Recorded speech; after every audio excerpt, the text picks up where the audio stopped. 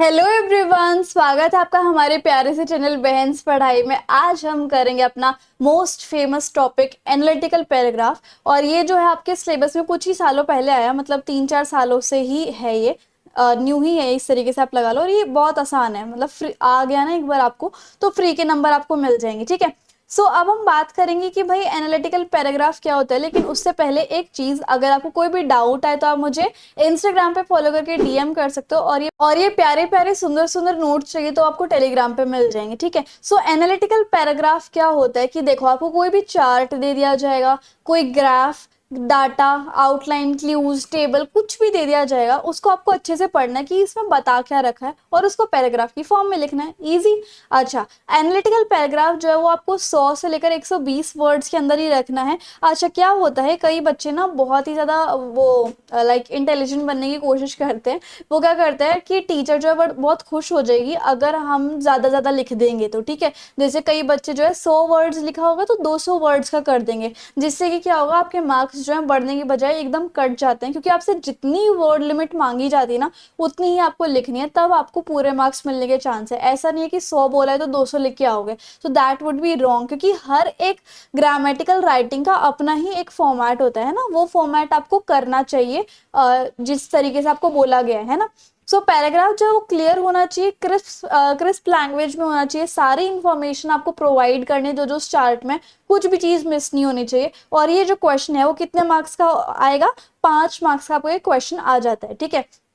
अब analytical paragraph का format देखो। फॉर्मेट में सबसे पहले बॉडी सॉरी इंट्रोडक्शन आता है। इंट्रोडक्शन में आप क्या बताओगे कि ये ग्राफ या फिर ये चार्ट या फिर क्ल्यू किस बारे में दिया गया है, क्या दर्शा रहा है वो चार्ट। ठीक है। और उसके बाद आप बॉडी में बताओगे कि ग्राफ किस बारे में है, उसका क्या ट्रेंड चल रहा है, क्या चीज ऊपर बढ़ रही है, क्या चीज घट रही है ना। और उसके बाद पैराग्राफ बनाओगे, कंपैरिजन करोगे, कॉन्ट्रास्ट करोगे, एक्सप्लेन करोगे, मतलब इसमें न्यूमेरिकल फिगर्स वगैरह आती हैं। और कंक्लूजन में आप क्या बताओगे, ओवरऑल समरी बता दोगे कि क्या क्या, मतलब आपके हिसाब से क्या कंक्लूजन निकल के आता है इस ग्राफ का, इस तरीके से। अब हम एक सुंदर सा बढ़िया सा एग्जाम्पल भी कर लेते हैं। जैसे कि यहाँ पर एक क्वेश्चन गिवन है कि the given pie chart represent the amount of money spend by a family. एक फैमिली है, ठीक है। फैमिली ने कितना खर्चा किस किस चीज के ऊपर करा, वो इस चार्ट में आपको दिख जाएगा। जैसे फैमिली की टोटल कमाई जितनी भी है, उसका 23% जो सब्जी फ्रूट लाने पे लग गया, 18% जो वो ट्रांसपोर्ट में लग गया, 15% जो और छोटे मोटे खर्चे हो जाते हैं उसमें लग गए, 20% पढ़ाई पे लग गया, 5% रेंट देने में लग गया, और 19% जो क्लोथ्स में उन्होंने खर्चा किया। ठीक है। तो ये आपको समझ में आ गया कि एक महीने में एक फैमिली किस किस चीजों के ऊपर खर्चा करती है, वो इस पाई चार्ट में आपको बताया हुआ है। अब यहाँ पर इसी डेटा के ऊपर आपको एक एनालिटिकल पैराग्राफ करना है। ठीक है। अब आप कैसे करोगे, आपको ये ध्यान रखना है कि सबसे पहले हमें इंट्रोडक्शन लिखना है। इंट्रोडक्शन में क्या बताओगे आप कि ये चार्ट किस बारे में है, पाई ग्राफ। तो ये लाइन तो पहली लाइन ही हो गई। जैसे कि ये जो गिवन पाई चार्ट है, वो this given pie chart represent the amount of money spend by a family on different items in a month, है ना। तो ये आपका इंट्रोडक्शन हो गया, वो भी क्वेश्चन में से ही। ओके। ये देखो यहाँ पर क्या क्या लिखा हुआ है। The pie chart provides information about the amount of money spend by the family, वो जो मैंने आपको लाइन बताई। ठीक है। ऑन एन एवरेज, अब यहाँ पर से इन्होंने स्टार्ट कर दिया, लेकिन आप जो है नेक्स्ट पैराग्राफ से स्टार्ट करना। ठीक है। ऑन एन एवरेज फैमिली में हमने देखा कि ज्यादा से ज्यादा जो फैमिली है वो 23% जो है सब्जियों पे या फिर फल फ्रूट पे, सबसे ज्यादा जो है वो सब्जियों पे, फल फ्रूट पे स्पेंड कर रही है। क्यों? क्योंकि उससे तो, उसी से तो हम जिंदा रहेंगे ना, खाएंगे पिएंगे तभी तो हम जिंदा रहेंगे। तो सबसे ज्यादा खाने पीने पे ही खर्च होता है। ठीक है। वो लाइन आपने यहाँ लिख दी। उसके बाद हमने देखा कि सेकंड जो ज्यादा खर्चा है वो फैमिली किस चीज के ऊपर कर रही है, पढ़ाई के ऊपर।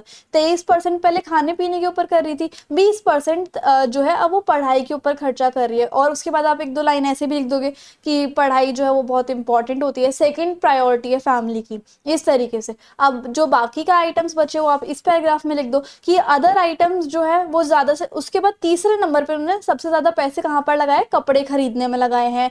और ट्रांसपोर्ट वगैरह के लिए उन्होंने जो, जैसे आने जाने में ट्रांसपोर्ट का खर्चा तो लगता ही है ना, तो 19% क्लोथ्स पे और 18% जो है ट्रांसपोर्टेशन पे। 15% जो है उसमें उन्होंने 15% किसका था, मिसलेनियस का। मिसलेनियस में क्या आ गया, जो जो छोटे मोटे खर्चे हो जाते हैं, जैसे स्टेशनरी आ गई, कॉस्मेटिक आ गई, कोई चीज़ पसंद आ गई, एसेसरी आ गई, वहां पर उन्होंने 15% यूज किया हुआ है ना। और सबसे ज्यादा कम खर्चा उन्होंने कहाँ पे किया हुआ है, अपने रेंट पे, यानी कि 5% आई गेस रेंट था ना, यस 5% रेंट पे उन्होंने सबसे ज्यादा कम खर्चा किया हुआ है। और सबसे ज्यादा खर्चा जो उन्होंने अपनी ग्रोसरी, एजुकेशन, ट्रांसपोर्ट और कपड़ों पे किया हुआ है। ठीक है, अब आपको लास्ट में बस समरी बतानी है। समरी में क्या दिखाओगे कि ओवरऑल डाटा ये कहता है कि फैमिली ने अननेसेसरी जो खर्चा है, जिसकी कोई ज़रूरत नहीं है, उस चीज़ के ऊपर नहीं किया हुआ है। सबसे ज़्यादा ग्रोसरी पर, उसके बाद एजुकेशन पे, और उसके बाद बहुत कम जो है मिसलेनियस आइटम और रेंट के ऊपर किया हुआ है। रेंट एक लायबिलिटी है जो कि उन्हें देनी ही देनी है, और 85% जितनी भी उनकी इनकम उन्होंने सारी जो है वो ज़्यादातर उस चीज़ के ऊपर स्पेंड की है जहाँ पर उन्हें ज़रूरी लगता है, जो चीज़ ज़रूरी है वहाँ पर उन्होंने खर्चा किया है। इस तरीके से आपको 3 पैराग्राफ का एक एनालिटिकल पैराग्राफ लिखना है। ठीक है, एनालिटिकल पैराग्राफ जो है वो 3 पैराग्राफ का लिखना है, और इसमें देखो आपके 100 वर्ड्स आ गए आराम से, इससे ज़्यादा का आपको नहीं लिखना है। ठीक है, नहीं तो फिर आपके मार्क्स कट हो जाते हैं और that would be very bad, है ना।